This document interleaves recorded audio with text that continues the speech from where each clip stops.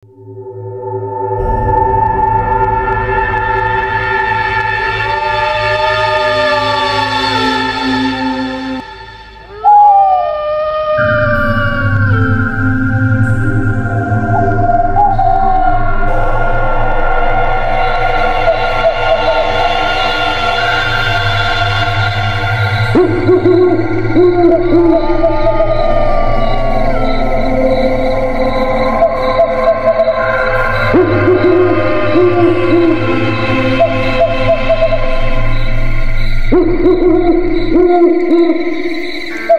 jaman saiki ora perlu rekoso nandangi gawean, arep mangan nek wegah masak, kari nutul telepon, panganan wis teko dhewe, arep numpak ojek apa taksi ya kari ngundang, arep ndelok apa wae, arep mangerteni lalu lintas mancet apa ora, kabeh mung sarwa nutul HP.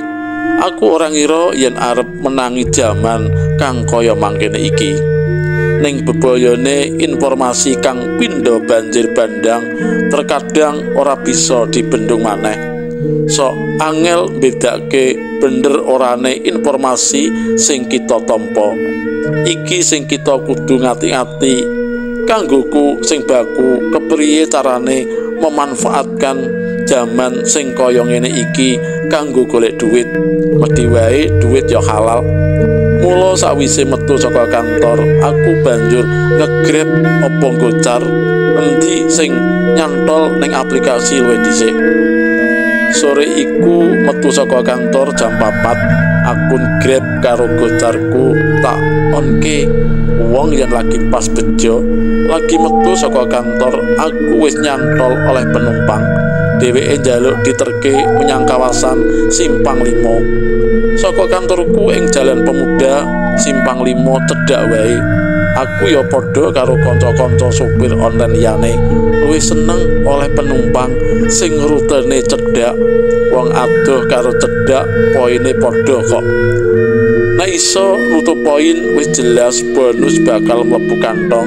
Senadyan saiki tambah susah mergo sopir anyar tansah muncul saben dinane. Cacahe penumpang rata-rata ya mung sakmono, nanging jumlahe armada sangsaya akeh.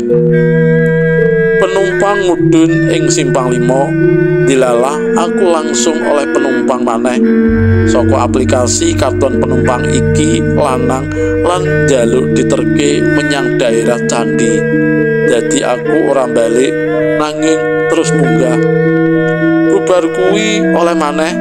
Mangkono terus-terusan nganti aku ora kok bermangan. Gandeng makan siangku wis telat, aku ya durung luwe tenan.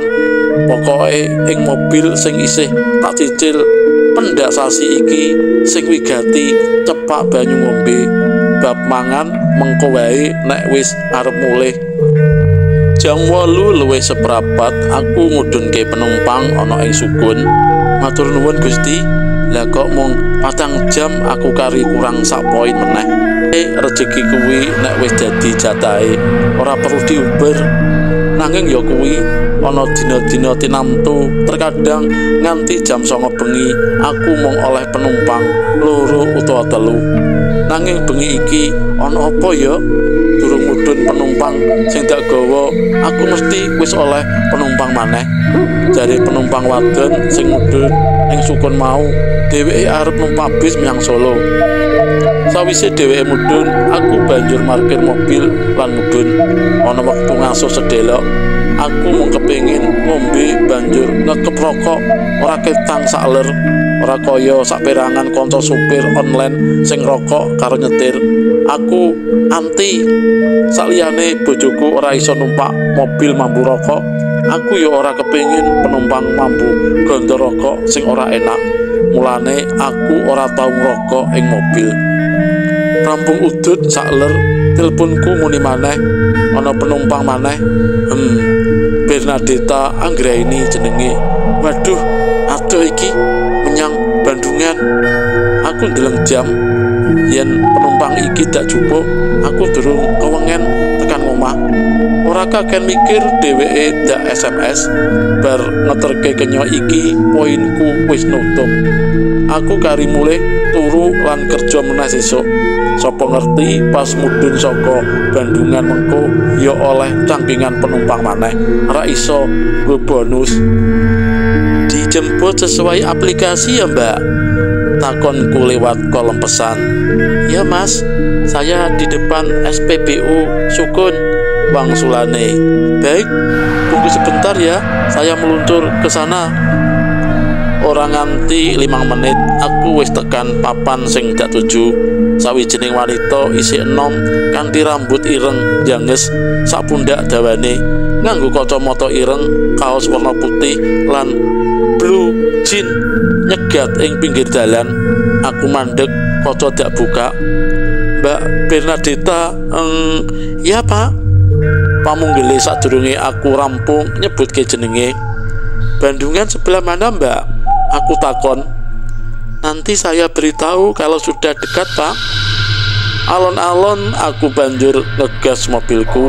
Saya suwe, saya banter. Dilalah lalu lintas waktu kuwi ora pati rame. Saka kaca spion dak gatekake penumpangku. Aku ora njaluk utawa duwe pepinginan, nanging saksuwene iki akeh penumpangku wong wadon enom tur ayu-ayu. Bernadetta iki ya ayu, mung wae penumpangku sing siji iki ora pati akeh omong. Dheweke mung meneng karo ndeleng sesawangan ing kanan kering dalan sing dak liwati. Yen ora saka kaca spion aku ngerti dheweke asik dolanan HP karo ekspresine kadang mesem kadang merengut. Gandeng aku iki sopir, yen ora diajak omong penumpang ya meneng wae. Kepriya wae penumpang mono ibarate majikanku. Lah wong dheweke sing bayar aku kok. Arepa ing bank panggonanku nyambut gawe, aku duwe anak buah. Yen ngene iki aku sopir sing butuh duwite penumpang lan uga butuh bintang 5.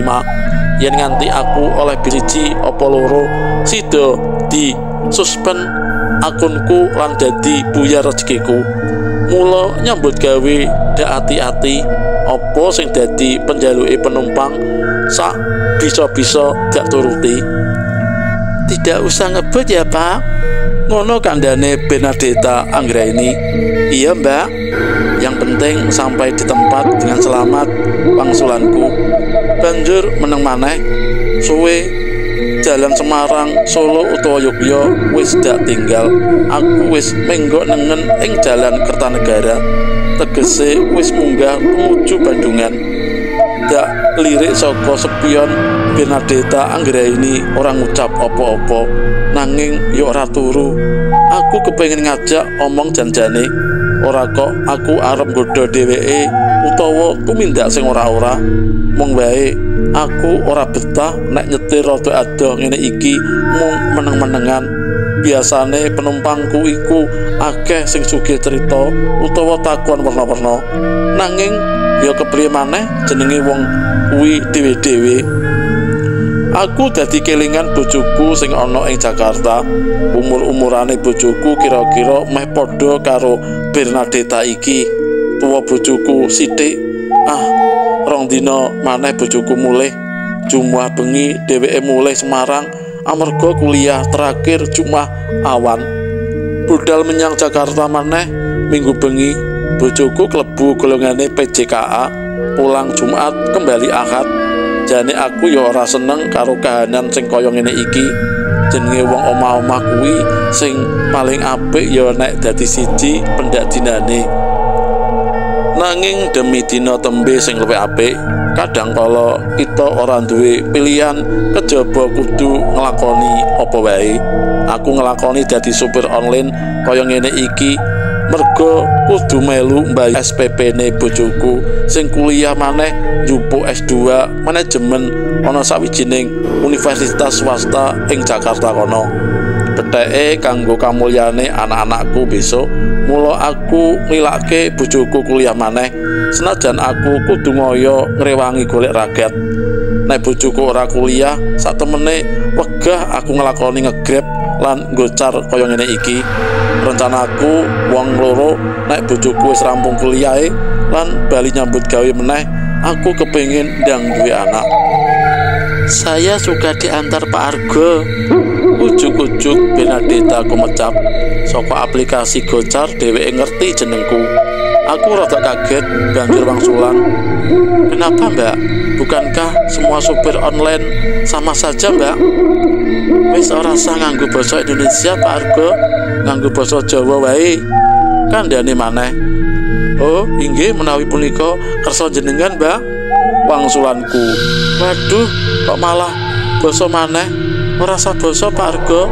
Aku luwih nom kok malah dibasani. Kula punika supir jenengan majikan. Pak, nek isih basa mengko ora tak bayar lho.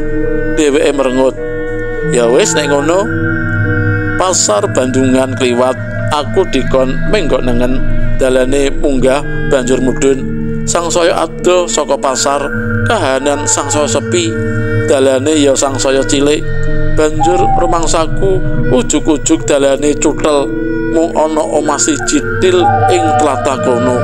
Saka kadohan aku krungu suarane banyu kemricik kayane ana kali ing isor kono. Wis Pak, kene wae. Kandhane Benedetta.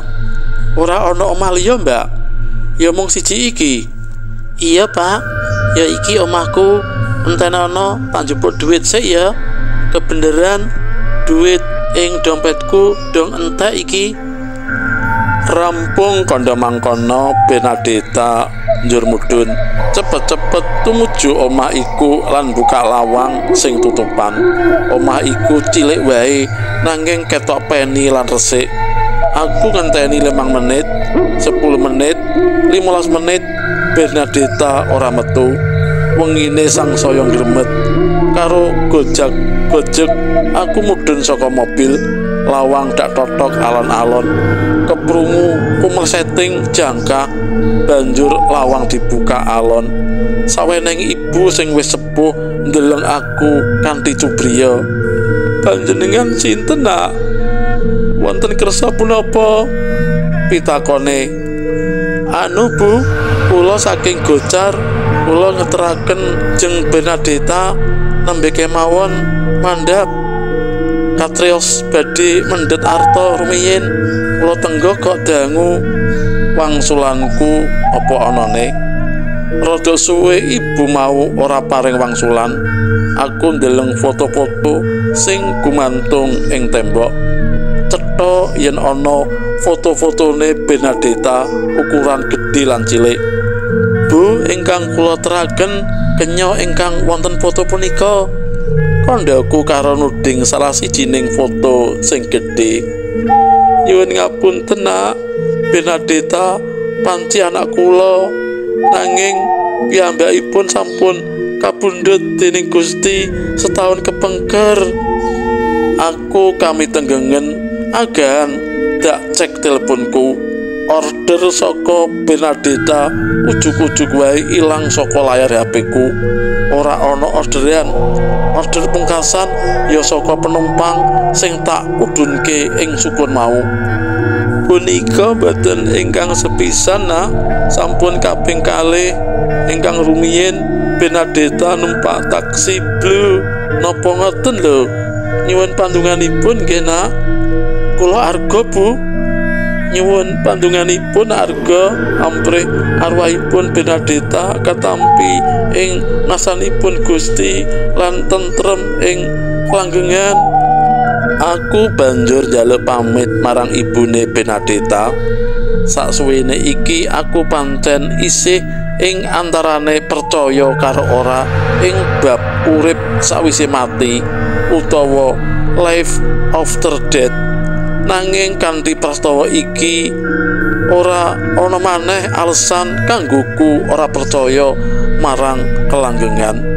Banjur kanthi mirunggan aku nyembahyangake arwah Benedetta kunjuk ing asma dalem Hyang Rama saha Hyang Putra tuwin Hyang Roh Suci.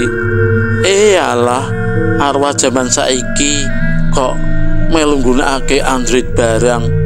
Jebul ora mau manungsa wae sing milenial, nanging uga arwah uga melu-melu milenial.